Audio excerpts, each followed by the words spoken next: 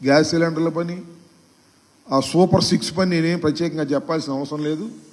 అది ఆ రోజునే చెప్పాము. అది సూపర్ 6 కాదు, అది సూపర్ చీటింగ్ అని. అదే చీటింగ్కి వాళ్ళ చంద్రబాబు నాయుడు గారు మాట్లాడుతున్నాడు. మనం చాలా ఆశ్చర్యం, అసెంబ్లీలో మాట్లాడుతున్నాడు, మేము సూపర్ 6 అని అనేక హామీలు ఇచ్చాం. ఆ హామీలన్నీ చూస్తుంటే ఆ పైన స్క్రీన్ మీద అసెంబ్లీలో భయం వేస్తుంది అన్నాడు. మరి సంపద సృష్టించేటటువంటి యోధుడు, ఆర్థిక శాస్త్రంలో నిపుణుడు, ఎకనామిక్స్ చదివినటువంటి వ్యక్తి, ఆయన ఇచ్చేటప్పుడు భయం వేయలేదంట, అమలు చేసేటప్పుడు భయం వేస్తుందంట.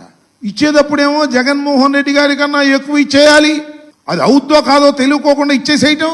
ఇప్పుడేమో మాకు అవి చూస్తుంటే భయం వేస్తుంది అనేటువంటి మాట మాట్లాడతాం. ఎన్నికలకు ముందు ఇచ్చి మాట, ఎన్నికల తరువాత భయం వేస్తుంది. సోదరులారా, ప్రజలారా, మీరే ఆలోచించండి అని అంటున్నాడే ప్రజలు. ఆ ప్రజలకు నిన్ను చూస్తే రోతేస్తుందయ్యా.